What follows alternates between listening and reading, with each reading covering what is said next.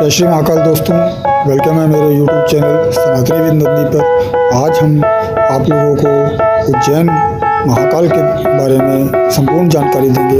They tell me that I'm never gonna make it. They want me to do something that could make sense. They hate when I keep dreaming I'll be famous, but I don't give a fuck, I'ma keep chasing. I got all this potential that's deep inside of me, but they hate when you're successful cause they try to be. They sit there being judgmental because you're trying things, and they just want you to settle and do the right thing. So get a good job, don't slack off. Wake up every morning, make a good impression on your boss. Don't do anything that I wouldn't do, and when you're making money, make sure you don't spend it too soon. Fuck that, I'll do what I wanna do. I got a different path from everyone, and that includes you. Who are you to tell me how to live life? In these times it feels like nobody is right, yeah. So I'ma figure out what else to succeed, and then invest all of my time into that and proceed. I need whatever the hell can make me happy, and I don't think you have a clue what could that be. They tell me that I'm never gonna make it. They want me to do something that can make sense. They hate when I keep dreaming I'll be famous, but I don't give a fuck, I'ma keep chasing. They tell me that I'm never gonna make it. They want me to do something that can make sense. They hate when I keep dreaming I'll be famous, but I don't give a fuck, I'ma keep chasing. This life could be special if I get rid of the devils. They think that I am a rebel, I think they want me to settle. There's nobody on my level. They think that work is too stressful, I think that work is essential. The grind is all in your mental, and I don't think you understand what I'll go through just to be in control of my life soon. All the negativity, man, I'm in, man. I don't really need a mask with all I've been through. I've been making changes for the ages. 5-10 year plans are contagious. I attack that shit, I'm tenacious, and if you ain't, get the fuck out of my way then. Got one life, I won't regret it. I will fight until I get it. I'll look back one day from heaven and say, damn, I learned some lessons, and say, damn, I had no questions. I had fun in every second, and the journey was a blessing, yeah. They tell me that I'm never gonna make it. They want me to do something that can make sense. They hate when I keep dreaming I'll be famous, but I don't give a fuck, I'ma keep chasing. They tell me that I'm never gonna make it. They want me to do something that can make sense. They hate when I keep dreaming I'll be famous, but I don't give a fuck, I'ma keep chasing. वो है महाकाल बाबा। विक्रमादित्य के शासनकाल के बाद कोई भी राजा महाकाल में रात नहीं रुक सकता है। जिसने भी ये दुस्साहस किया वह बड़ी ही परेशानियों से घिर कर मृत्यु को प्राप्त हुआ है। यहाँ ना राजा हो, ना मुख्यमंत्री, ना कोई प्रधानमंत्री यहाँ रात नहीं बिता सकते हैं। महाकाल की सवारी। उज्जैन के राजा बाबा महाकाल सावन माह के प्रत्येक सोमवार को नगर भ्रमण करते हैं और प्रजा का हाल जानते हैं। बाबा महाकाल की सवारी में किसी भी प्रकार का नशा करके शामिल होने में मनाही है।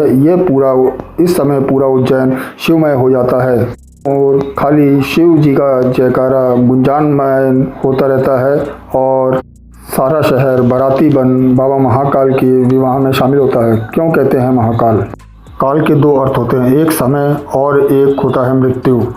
बाबा महाकाल को महाकाल इसलिए कहा जाता है क्योंकि पौराणिक समय में पूरे विश्व का मानक समय यही उज्जैन से निर्धारित होता था। इसलिए इस ज्योतिर्लिंग को महाकाल भी कहा जाता है क्योंकि यहाँ से मकर रेखा गुजरती है।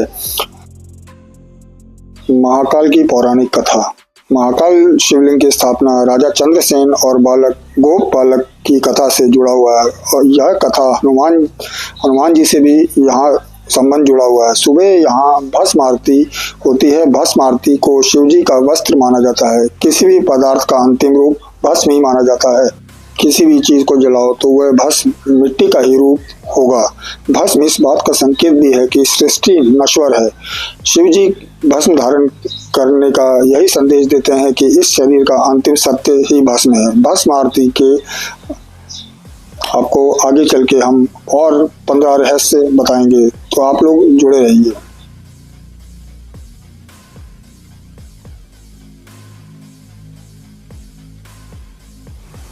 भस्म आरती के राज।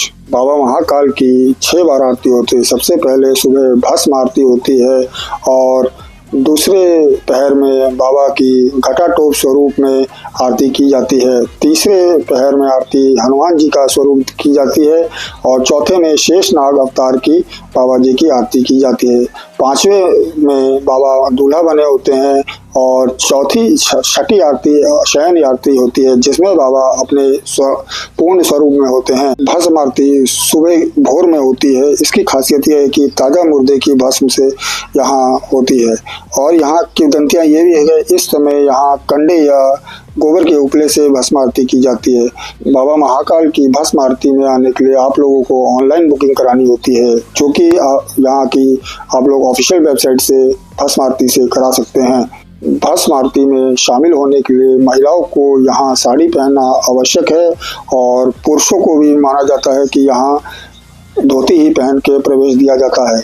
यहाँ पर भस्म आरती के दौरान महिलाओं को घूंघट करना होता है क्योंकि बाबा महाकाल इस समय अपने निरंकार रूप में होते हैं। दूषण नाम के राक्षस का आतंक उज्जैन में था और उज्जैन नगरवासियों ने बाबा महाकाल से प्रार्थना करी तो बाबा महाकाल ने दूषण का अंत किया। अंत करने के बाद उन्होंने अपने शरीर पर उसकी भस्म लगाई तो उज्जैन निवासियों ने बाबा महाकाल से प्रार्थना करके यहीं रुकने का आग्रह किया, जिससे ये स्थान बाबा महाकालेश्वर ज्योतिर्लिंग के नाम से जाने लगा। कहा जाता है स्त्रोतम, समृतम, लौकिक प्रकार की 3 भस्म कही जाती हैं। श्रुति के विधि से यज्ञ किया गया हो तो उसको स्त्रोतम भस्म कहा जाता है और स्मृति की विधि से यज्ञ किया गया हो तो उसको स्मृति भस्म कहा जाता है। स्मृति विधि से किया गया यज्ञ उसको सम्राट भस्म कहा जाता है और ये पूरी पूजन और विधि के साथ करने हेतु आपको बहुत ही फलदायक होता है। तो अभी हम लोग आपको जो लौकिक भस्म है जिससे आजकल बाबा महाकाल के श्रृंगार हो रहे हैं उसके बारे में बताते हैं।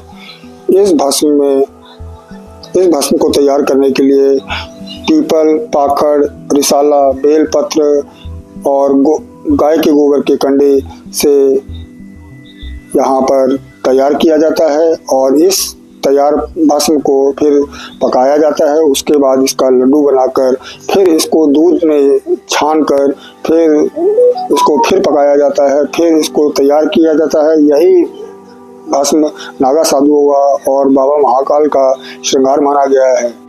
तो दोस्तों, आप लोगों को मेरी बताई गई जानकारी और कैसी लगी आप लोग कमेंट में ज़रूर बताइएगा और अगर आप लोगों को इस बारे में पहले से जानकारी थी तो आप लोग भी मेरे को कमेंट में ज़रूर बताइएगा। वीडियो आपको कैसा लगा ज़रूर बताइएगा कमेंट करके। मेरे चैनल पे अगर आप नए हैं तो प्लीज़ मेरे चैनल को लाइक, सब्सक्राइब और शेयर करें। धन्यवाद। जय श्री महाकाल।